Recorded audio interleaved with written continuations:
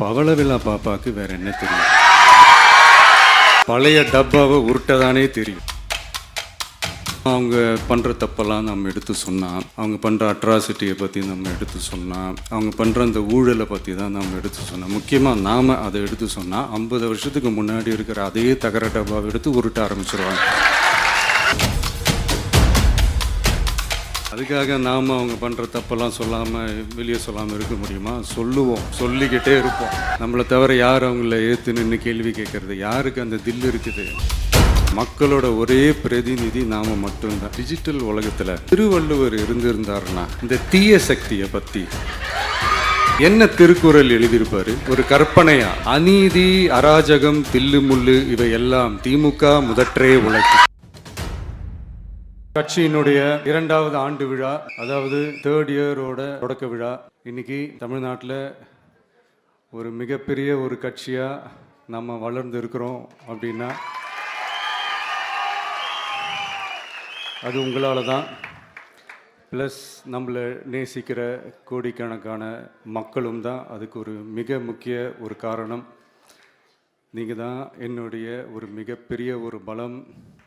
உங்களை நம்பி தான் நானும் நம்ம கட்சியும் இருக்கிறோம். இதை நான் சொல்லி தான் உங்களுக்கு தெரியணும்னு அவசியம் இல்லை. இது உங்கள் எல்லாருக்குமே நல்லா தெரியும். அதனால் இன்றைக்கி உங்கள் எல்லாருக்கும், நம்ம கட்சியில் இருக்கிற தோழர்களுக்கும் தொண்டர்களுக்கும், இந்த கட்சியினுடைய ஒரு தலைமை தொண்டனான என்னுடைய வாழ்த்துக்களும் நன்றிகளும்.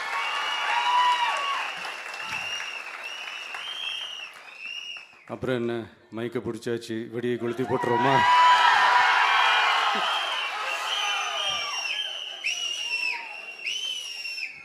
(1977) ஜூன் மாதம்னு நினைக்கிறேன். ஜூன் மாதத்தில் புரட்சி தலைவர் எம்ஜிஆர் அவர்கள் ரேடியோவில் ஒரு பேட்டி ஒன்று கொடுத்தாங்க. அதில் பேசும்போது சொன்னாங்க, பேரறிஞர் அண்ணா அவர்கள் இருந்த இடத்தில் இப்படிப்பட்டவர்களும் அமர்கின்ற ஒரு நிலைமை ஏற்பட்டுச்சேன்னு எண்ணி எண்ணி கண்ணீர் வடித்தேன். அன்னைக்கு அந்த கண்ணீரை துடைக்க ஆரம்பித்த இயக்கம் தான் அண்ணா திராவிட முன்னேற்றக் கழகம்னு சொன்னார்.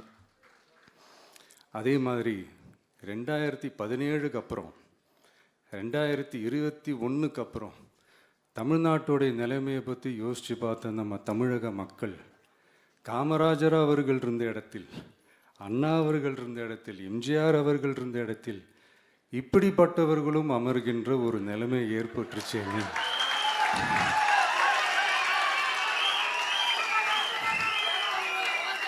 தமிழக மக்கள் கண்ணீர் வடித்தாங்க. இன்னைக்கு இந்த கண்ணீரை துடைக்க ஆரம்பித்த இயக்கம் தான் தமிழக வெற்றிக்கழகம்.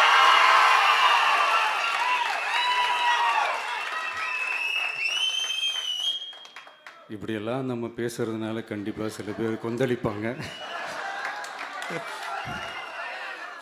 அது பற்றில நம்ம கவலைப்படக்கூடாது. ஏன்னா கொந்தளிக்கிறது தான் அவங்களுக்கு வேலையே. புரிஞ்சுங்களா அவங்களுக்கு? ஏன்னா எம்ஜிஆர் அவர்கள் கட்சி ஆரம்பித்தப்போ, ஏன் அவர் ஜெயிச்சதுக்கப்புறம் கூட சட்டசபையில் கூட ஏதோ ஒரு நடிகர் கட்சி வந்திருக்குதான், ஏதோ ஒரு புதிய கட்சி வந்திருக்குது, புரட்சி தலைவர்னு ஒருத்தர் வந்து, இப்படியெல்லாம் கேலியும் கிண்டலுமா. அதனால் யார் அரசியலுக்கு வந்தாலும் இப்படி கொந்தளிக்கிறது தான் அவங்களுடைய வேலையே. அப்படி தான் நாம் அரசியலுக்கு வந்ததுக்கப்புறம் கூட இந்த விஜய்க்கு என்ன அனுபவம் இருக்குது, எம்ஜிஆர் அவர்களுக்கு எவ்வளோ அனுபவம் இருக்குது தெரியுமா? 52லேருந்து 72 வரைக்கும் அந்த 20 இயர்ஸ் திமுகவில் இருந்த ஒரு அரசியல் அனுபவம் எவ்வளோ இருக்குது தெரியுமா? விஜய்க்கு என்ன பெரிய அனுபவம் இருக்குதுன்னு கேட்டால் அதே வாய் தான் அன்னைக்கு எம்ஜிஆர் அவர்களை பார்த்து, அன்னைக்கு எம்ஜிஆர் அவர்களை பார்த்து அரசியல் அரிச்சுவடி தெரியாதவர், கவர்ச்சியை மட்டுமே நம்பி இருக்கிறவர், அட்டக்கத்தி, வாய் விளம்பர வள்ளல், இவருக்கு கேள்வி மட்டும்தான் கேட்க தெரியும், பதில் சொல்ல தெரியாது, நிருபர்களை சந்திக்க மாட்டார், டெல்லியை வகச்சிக்க மாட்டார், மேலே இருந்து அவருக்கு அவ்வளோ ப்ரெஷர் இருக்குது, அப்படி இப்படின்னு சொன்னதும் அதே வாய் தான். அதனால் எம்ஜிஆர் அவர்களை மட்டும் இல்லை, அவருடைய தொண்டர்களை கூட விட்டு வைக்கலை. அது என்னது, இந்த பளபளப்பு ஜொலி ஜொலிப்பை பார்த்தா பல்லிழிப்புவாங்க. இப்படியெல்லாம் கிண்டலும் கேலியுமா. இது எல்லாம் மக்கள் ஒரு மாதிரி சைலண்ட்டாக வாட்ச் பண்ணிக்கிட்டு என்ன பண்ணாங்கன்றது உங்களுக்கே நல்லா தெரியும். அவர் ஜெயிச்சதுக்கப்புறம் இந்த அரசியலில் பழந்துன்னு கொட்டை போட்ட அனுபவிச்சாலையும் இருப்பாங்கன்னு சொல்லுவாங்கள்ல, அவங்க எல்லாருக்குமே அந்த கோட்டைன்றது ஒரு பகல் கனவாகவே மாறிடுச்சுன்னா பார்த்துக்கோங்க. 77 மாதிரியே இப்போவும் அந்த பழைய தேஞ்சி போன துருபிடிச்சி போன நஞ்சு போன அதே அந்த பழைய வெப்பனையும் இப்போவும் கையில் எடுக்கிறாங்க. அதனால் மை டியர் ஜென்டில்மேன், டெக்னாலஜிலாம் வளர்ந்து வேற எங்கேயோ போயிட்டுருக்கு. அட்லீஸ்ட் உங்கள் டெக்னிக்கையாவது கொஞ்சம் மாற்றுங்க பாஸ்.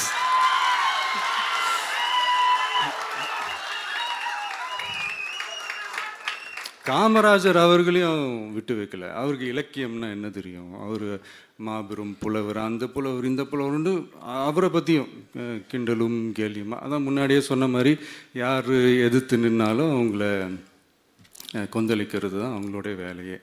ஸோ இப்படி அவங்க பண்ணுற தப்பெல்லாம் நம்ம எடுத்து சொன்னால், அவங்க பண்ணுற அட்ராசிட்டியை பற்றி நம்ம எடுத்து சொன்னால், அவங்க பண்ணுற அந்த ஊழலை பற்றி தான் நம்ம எடுத்து சொன்னோம். முக்கியமாக நாம் அதை எடுத்து சொன்னால் 50 வருஷத்துக்கு முன்னாடி இருக்கிற அதே தகர டப்பாவை எடுத்து உருட்ட ஆரம்பிச்சிருவாங்க.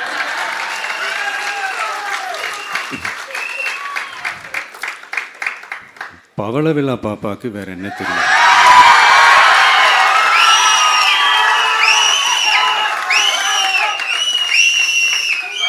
பழைய டப்பாவை உருட்டதானே தெரியும். அதுக்காக நாம் அவங்க பண்ணுற தப்பெல்லாம் வெளியே சொல்லாமல் இருக்க முடியுமா? சொல்லுவோம், சொல்லிக்கிட்டே இருப்போம். நம்மளை தவிர யார் அவங்கள ஏற்று நின்று கேள்வி கேட்கறது? யாருக்கு அந்த தில் இருக்குது?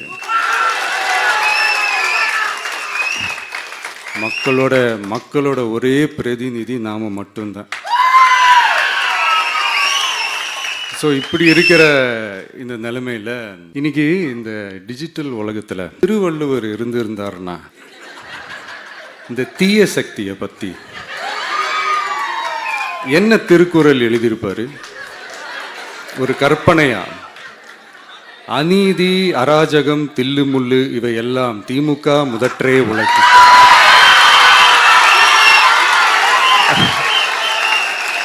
ஒரு கற்பனையா?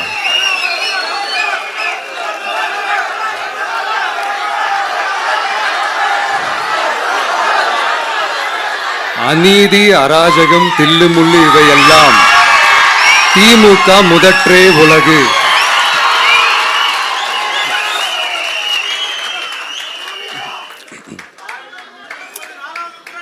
அடுத்து இந்த என்னப்பா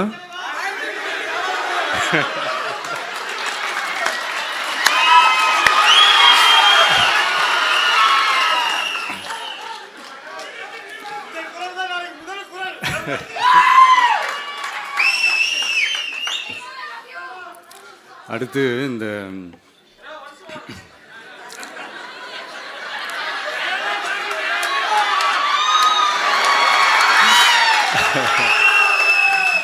சொல்லிட்டேன், 2 வாட்டி சொல்லிட்டேன். அநீதி அராஜகம் தில்லுமுள்ளு இவையெல்லாம் திமுக முதற்றே உலகு.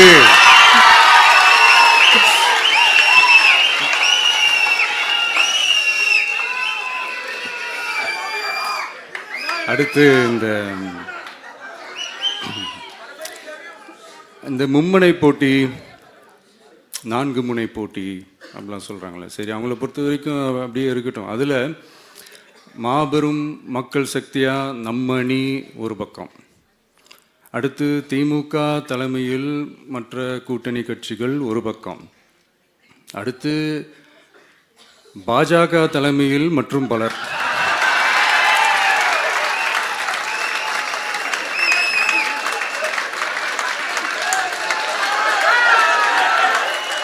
என்னப்பா சிரிக்கிறீங்க? உண்மையை தானே சொன்னேன்.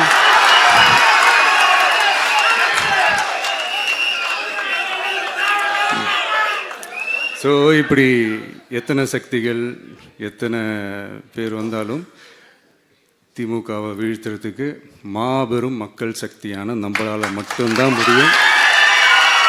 நம்ம டிவிகேவால் மட்டும்தான் முடியும். ஸோ இப்படி இருக்கிற இந்த நிலைமையில் ஏய் விஜய் வீட்டு விட்டு வெளியே வா, ஏய் விஜய் வீட்டு விட்டு வெளியே வா, இப்படியெல்லாம் கேட்கும்போது எனக்கு எப்படி அது தோணுதுன்னா, ஐயோ இவங்க ஒவ்வொரு வீட்டில் இருக்கிற ஒவ்வொரு விஜயும் இவங்க கூப்பிட்ற மாதிரியே எனக்கு தோணுது. அப்படிதான் எனக்கு தோணுது. அதனால பொறுங்க பாஸ், வருவாங்க, முறையா வருவாங்க. ஓட்டு போடுற அன்னைக்கு ஓட்டர் ஐடியை கையில் எடுத்துக்கிட்டு ஒவ்வொரு வீட்டில் இருக்கிற ஒவ்வொரு விஜயும்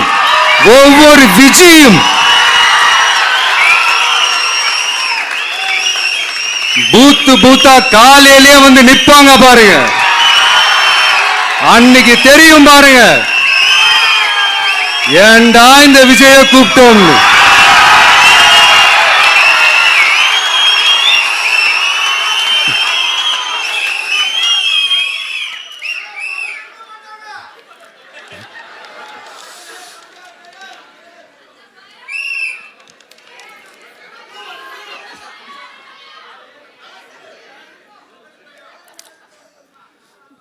ஸோ இப்படி பேசினா உடனே இவரு நான் சினிமாவா இது அப்படின்ட்டு ஆரம்பிச்சிருவாங்க. நான் சினிமா விட்டாலும் நீங்க சினிமா விட மாட்டேங்கிறீங்களேப்பா.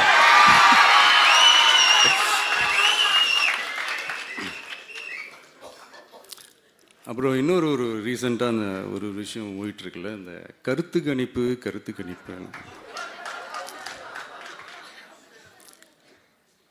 அதில் நிறைய பேர் உண்மையான கருத்து கணிப்புலாம் சொல்கிறாங்க. அதையும் நான் தப்பு சொல்லலை. சில பேர் கடுப்பில் விட்ட கணிப்பாகவும் இருக்குது,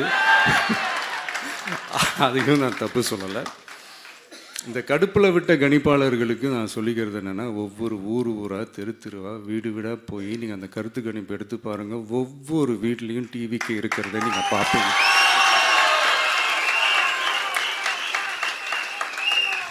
அப்படி சப்போஸ் உங்களுக்கு அது ஷாக்கிங்காக இருந்துச்சுன்னா ரப்பர் வச்சு எல்லாத்தையும் அழிச்சிட்டு மறுபடியும் முதல்லேருந்து எடுத்து பாருங்க, அதே ரிசல்ட் தான் வரும்.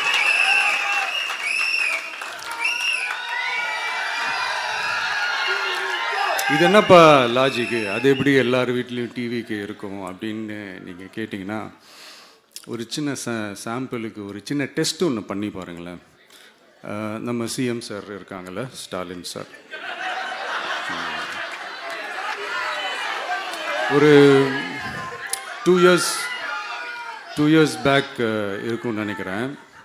ஒரு மேடையில் பேசும்போது சொன்னாங்க, இந்த மாதிரி என்னோட கட்சிக்கு அவங்களுடைய கட்சிக்காரங்க சில பேர் பண்ணுற அட்ராசிட்டி, ஒரு சில மந்திரிகள் பண்ணுற சில அட்ராசிட்டிஸ்லாம் பார்த்து ராத்திரியில் எனக்கு தூக்கமே வரமாட்டேங்குது அப்படின்னு ஒரு 2 இயர்ஸ் பேக் இருக்கும்னு நினைக்கிறேன். அந்த வீடியோ கூட இருக்குது. அப்படி இருக்கிற அவரு என்னைக்காவது ஒரு நாள் அசந்து தூங்குவார்ல, அப்ப அவர்கிட்ட போய், சார்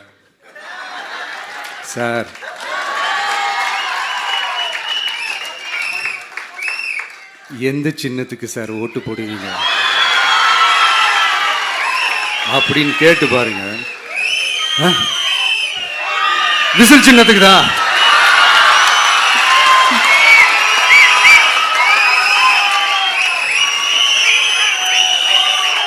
தூக்கத்தில் இப்படி டப்புன்னு எழுப்பி கேட்டால் டப்புன்னு உண்மையை போட்டு உடைச்சிருவாங்க. அதுக்கு சொன்ன அப்படி இருக்கிற இந்த நிலைமையில் டிவிக்கே வந்து சிட்டியில் தான் இருக்குது, டவுனில் தான் இருக்குது, வில்லேஜ் சைட்லலாம் இல்லை அப்படின்னு சொல்கிறவங்களுக்கு இந்த மாதிரி சில டெஸ்டெல்லாம் பண்ணி பாருங்கள், தெரியும்.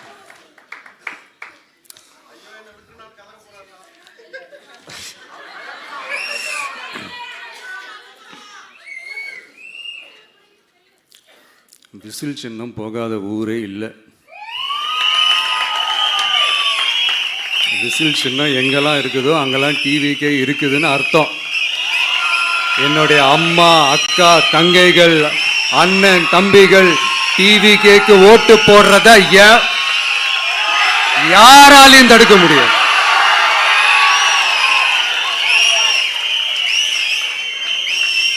ரத்த சொந்தமா நம்மள நினைக்கிற நம்மளோட வகையராக்களை எந்த கட்சியாலையும் எவ்வளவு விலை கொடுத்தாலும் வாங்கவே முடியாது.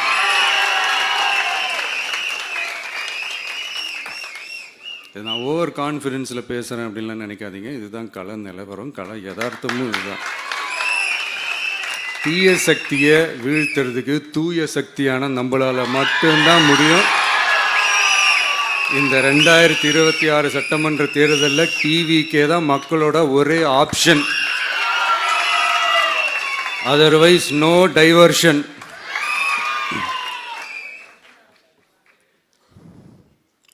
இந்த டப்பா இன்ஜின்,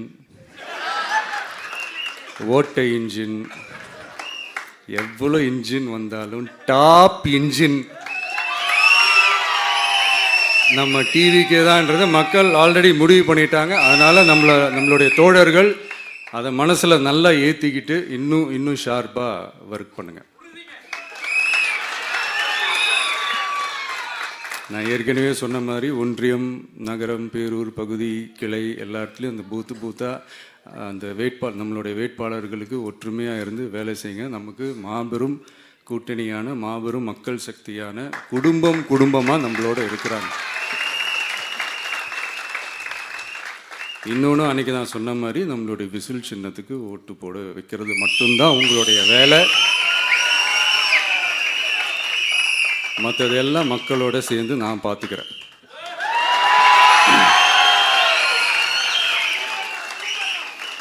தமிழ்நாட்டோட அரசியலில் த விசில் ப்ளோயர் இஸ் டிவிகே.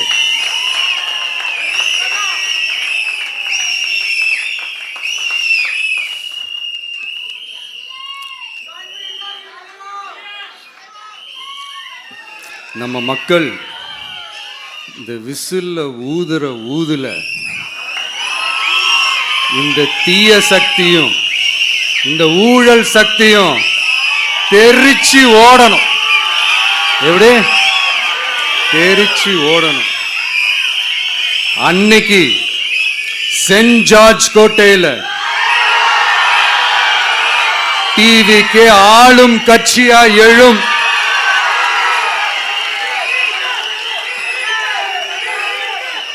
உங்களோட நான் இருக்கேன், நம்மளோட நம்ம மக்கள் இருக்கிறாங்க. இதுக்கு மேல என்ன வேணும்? கான்பிடண்டா இருங்க. நல்லதே நடக்கும். வெற்றி நிச்சயம். மீண்டும் சந்திக்கும் வரை நன்றி, வணக்கம்.